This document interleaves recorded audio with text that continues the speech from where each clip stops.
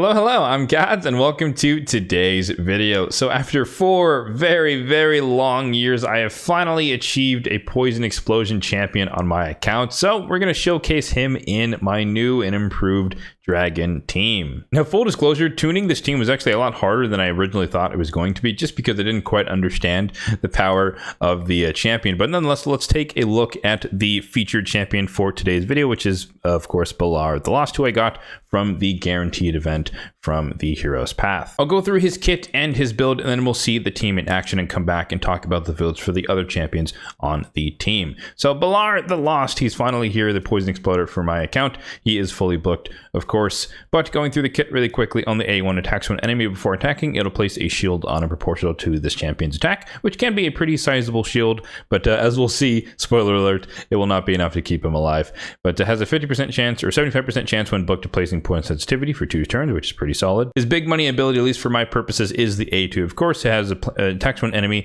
has 100% chance of placing leech on all enemies, but more importantly, instantly activates all poisons on all enemies. So there is our Poison Explosion ability on a 3-turn cooldown. And then to boot, he brings poisons himself. So he attacks one enemy. This is kind of like Tomb Lord's ability, but before attacking, he provides increased accuracy for the entire team. He'll also place decreased resistance across all enemies, and then he'll place up to 3 poisons on everyone if he crits. So you do want to build him with full crit rate if you want to make use of his poisons in his kit. Now, the part of his kit that I vastly underestimated was actually his passive here. So the first part, not so much, but it increases his ignore defense effect for each poison out there, so we can ignore up to 20% defense just by having enough poisons. And then it also will fill his turn meter by 5% whenever a poison debuff is placed on an enemy. So originally, I guess I thought that it was like when he places a poison, but it's whenever anyone places a poison, so he gets a lot of turn meter, as we'll see. So I'll mention the AI overrides when we look at the run, but I had to do something particularly special to make sure that he actually works in the team that that surrounds him. So in terms of the build on him right now, I have some divine crit rate, some perception, and some crit damage. He doesn't really need high stats, as we'll kind of see when we look at the stats, and so I didn't really need to deck him out in some crazy gear. And you know, like I mentioned earlier, he does die when we get to the dragon, so he does his job mostly during the waves, less so during the dragon itself. But nonetheless, let's go through the gear, or the gear sets, as well as the stats, total stats here. Note that he is not level 60 yet. I still need to farm masteries eventually, but 41,000 on the HP, 4,300 on the attack, 2k on the defense, 182 on the speed, so he's quite slow. You'll understand why when we go through the run. Full crit rate, 240% on the crit damage, and then 363 on the accuracy. Of course, you need 350 plus to land your debuffs in hard mode stage 10. Going through the gear pieces themselves, that's pretty much what you'd expect across the board, but we have an accuracy banner with some speed, some attack. We have a crit damage amulet with some accuracy and some attack. I have a defense ring because he has a relatively low amount of defense, so flat defense does work, but as you can see there, the rolls are on attack and HP, so we're building up his damage again, and then a little bit of survivability. This is where you might be a little bit surprised, or maybe not if you pay attention to the speed, but he has attack percentage on the boots, he has HP percentage on the chest, speed, accuracy, crit rate is kind of what we're looking for here, crit damage on the gloves, crit rate with some HP and some attack and some defense, no speed. On the shield, we have crit damage, speed, and accuracy with some HP. On the weapon, we have speed and attack with some crit rate, a little bit of flat attack as well, and then on the weapon, we have crit rate, accuracy, and a little bit of speed. So you can definitely see here that my goal was to keep him as slow as possible, but still maximizing or crit capping him and getting a decent amount of crit damage as well. So now let's pop over to the dungeon itself and take a look at the dragon team that I have put together around Ballard the Lost. It's basically what you would expect. We have a reset champion. I'm going to be using Kymar for this. Then we have a poisoner with Tomb Lord, poisoner with Bad Owl, poisoner with Theodore, and then Poison Explosion with Ballard. So pretty straightforward as far as that is concerned. I'll talk about the AI overrides and some of the caveats of this team as we go through. So let's go ahead and see this team in action. The first thing off rip you'll notice is that we have some Tomb Lord placing poisons, and then boom, instantly he gets a turn. That is because, as you can see there, boost turn meter, he gets a lot of turn meter from Tomb Lord placing the poisons, and so I actually had to have him start with his A1, that way he wouldn't just lap everyone and then blow up the poisons before there were enough out there for him to actually kill all the waves. A little bit of bad RNG there, a couple of resists, and that can happen sometimes, but for the most part, it's pretty clean through the waves, so around 20 seconds would be like a perfect run. So we're definitely on the edge. 3% resist can slow it down, but yeah, reset with Kymar, pretty much rinse and repeat. Poison, poison, poison, and pop the poisons. So this is kind of the important bit. So he gets one turn here where he places his poisons from his kit, and then after that typically is where he dies as soon as the dragon takes a turn, because as we saw, his speed is very low, so he never really gets a turn after that first one. He's going to die here. Boom, that's big. That's no big deal. and then we have the rest of the team to kind of carry the fight. So he did his job. Like I said, his job is to get us quickly through the waves and then pop a little bit of poisons on the boss before he sacrifices his life for the greater good of the rest of the team. So that is pretty much the team in a nutshell. So just over a minute, depending on RNG. As we saw there, we got a little bit of bad RNG with wave 2 not instantly dying, so it took maybe like 10 extra seconds. So this would have been more like a sub-minute run, 58 seconds. My best run was with my old team, but that's 52 seconds. But that was with a Brimstone proc, which we also didn't get here. So the perfect run as far as clearing the waves combined with a double Brimstone proc is how I would get something closer to 50 seconds. But nonetheless, I am very, very happy with it. It is just super fun to see all the poisons pop all at once. Like I said, I've wanted a Poison Explosion champion since I basically started the game. And 4 years later, I still technically didn't pull one, but there was a guaranteed up for grabs. And so that is beggars can't be choosers type of moment. But yeah, this kind of proves the point though of why I said earlier, I think in the Path of the Lost free-to-play review or some other video, that Balar is like the worst of the 3 poison exploders. And I'm realizing a little bit why, because he's much harder to speed tune, as we kind of saw. So I literally had to force him to use his A1 to start, because he gets so much turn meter that he's going to cut ahead. And even if I had him place his poisons, he gets turn meter from that as well. So he basically gets an instant turn after that, and he would still pop the poisons too early before Battle and Theodore would take their turns. So initially I had him like super fast, kind of on par with everyone else, as we'll kind of look at when we go through the stats. They're 240 plus for the rest of them, and he was just going so out of sequence at a turn that it just was not working. So I took his speed way down, increased his crit damage to trade off there, and then finally got it to work with a little bit of the AI overrides that I described here. So really quickly, let's talk about the builds on the rest of these champions. They're not as important. I guess the speeds kind of matter. Keep that in mind as far as their sequencing of their turns. But aside from that, the builds are kind of flexible. You can use whatever you want, and I have this somewhat optimized for my style of team. So starting things off, we have Theodore the Savant, who's in double perception and stone skin, which is basically a resistance set. And so he is built in high accuracy, high resistance, so that he doesn't get poisons from the boss. You can see that Balar absolutely took a bunch of poison. That is something that I could potentially play around with for Balar, rebuilding him to focus a little bit less on damage, focus more on survivability, build him with high resistance, high accuracy, and full crit rate, and see if he can actually survive for longer and detonate some poisons or place his own poisons and kind of see what that does against the boss phase. That's something to experiment maybe for this weekend stream. We'll see about that. But yeah, in terms of stats for Theodore, we have 67,000 on the HP, 4k on the defense, 254 on the speed, 477 on the resistance. Again, 450 plus is what you would want to reliably resist most of the debuffs from the boss, and then 367, 350 plus on accuracy is what you would need to place your debuffs in this case being the poisons. I do have a relic on him, the Golden Elixir, which is relatively easy to obtain. It's an epic. It's not a legendary mythical type deal, but this is just to help the survivability of the run, the efficacy of the run. So whenever he gets below half a health, he gets healed a little bit, and so that just helps him stay alive.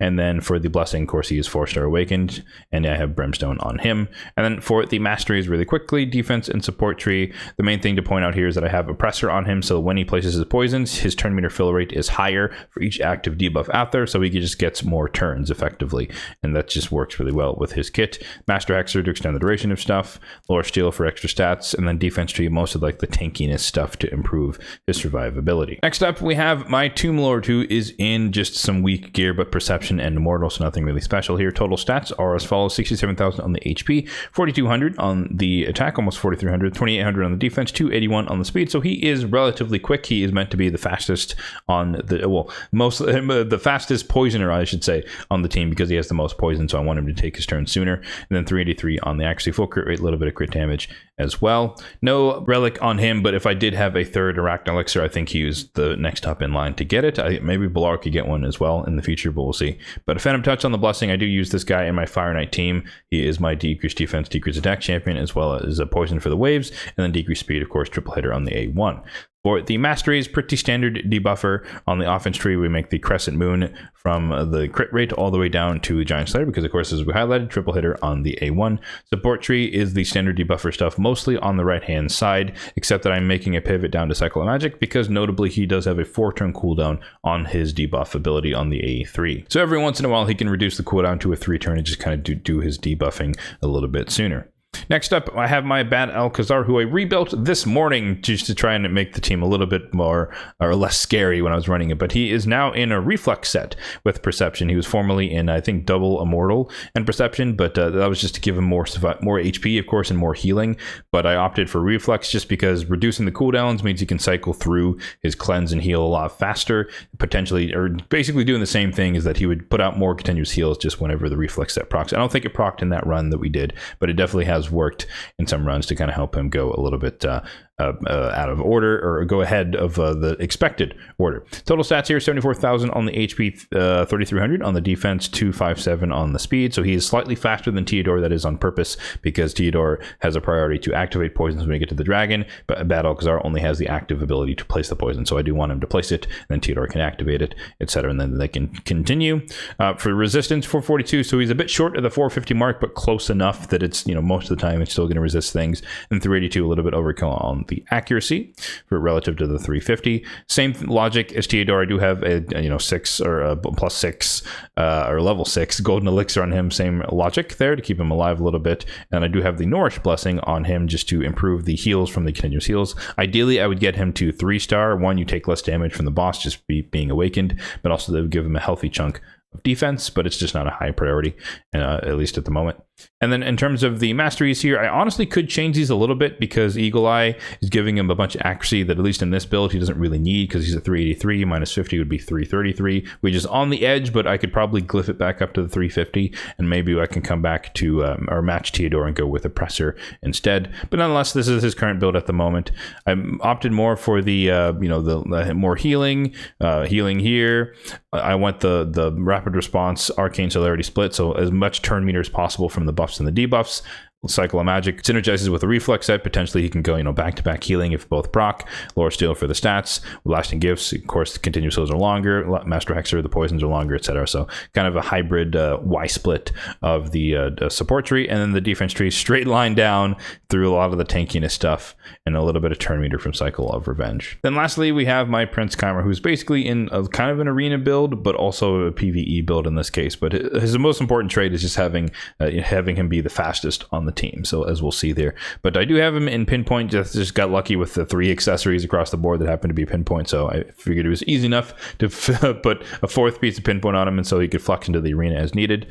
But yeah, double perception is the thing, so high accuracy, high speed is the build on him, as we'll see. 58,000 on the HP, 3,300 on the defense, 293 on the speed. Once again, the fastest on the team. We do want him to reset at the beginning, and then 600 on the accuracy. As far as the relic, I do have really low level rare relic on him. The Molten Death Bell, just one of the few that I have, so he gets a little bit of Terminator when he can place the sleep. And then for the blessing on him, but for the masteries, this is definitely more arena focused. Of course, he doesn't really do that many attacks, but you could go War Master if you wanted to use him more so in PvE. But again, he's kind of a PvP flex on my account. So the hugging the entirety of the right hand side of the support tree, coming down, all the standard stuff. Lower Steel for the stats, Master Hexer to extend the duration of the poison on the A1. Granted, mine's not built with full crit rate, but every once in a while, it could be longer. But mainly that was just to get us down to Eagle Eye for the extra accuracy. Accuracy is better for the buff strip and whatnot. And then the defense tree is kind of a hybrid of PvP and PvE, so we're getting the blast proof, a little bit less damage from AoE attacks. Resurgent is more arena focused. Harvest Despair, we can place Leech when he places Sleep. Again, that's more for PvE. And then of course the Delay Death and the Cycle of Revenge more so for PvP. So yeah, there you have it. This is my official new team for hard mode Dragon Stage 10, featuring my first ever Poison Explosion champion. Another thing I want to mention here as far as the team composition is that I tried to make it work with a Calvalax, because I do of course have him, and he was in the previous iteration of the team, but it just so happens that the poisons come out basically at the start of the round, and I don't know what the difference is, but having Tomb Lord take a turn and place the poisons is a lot different than having Calvalax in there automatically placing the poisons. And so even this setup where I have him start with the A1 and then go for the Poison Explosion, he was taking his turn in between between Bad Al and Theodore placing enough poisons for them to actually kill the entirety of the wave. So I just could not really make Kavlax works. Now, obviously, in terms of efficiency, they're effectively the same for the waves. It's a little bit faster. Obviously, Kavlax doesn't have to take a turn, so you save a little bit of animation time. But Tomb Lord still provides us with the quad poisons that we want, and it falls apart a little bit when we get to the boss, because Kavlax would just start off that stage having 4 poisons out there on the boss, which is just a kind of a turn of damage that I miss. However, Tomb Lord, the benefit of him is that I have him start with his A3 when we get to the boss, so we have decreased defense, decreased attack, which allows Balar to survive the initial hit from the boss and thus place some of his poisons as well before we sacrifice his life for the greater good. Arguably, that could also be a gear limitation, where if I had Balar a little bit slower, as we saw, he's like 180 something. If I had him even slower, maybe Kavlax would work instead, but that's kind of the extent of my gear. I don't really have that many gear pieces without speed, as you might expect, being an endgame player, so it was actually really, really tough to slow him down, but definitely easy compared to trying to get him to 240 speed, kind of in the ballpark of everybody else, but it was difficult to get him, like 170 or 160 or below, so it's just hard to pull off with that passive of his. But yeah, what are your thoughts on the champion? What are your thoughts on my new team? Is your team faster than mine? Let me know all of that in the comment section down below. As I said earlier, I'm definitely taking what I can get when it comes to using a poison exploder on my account,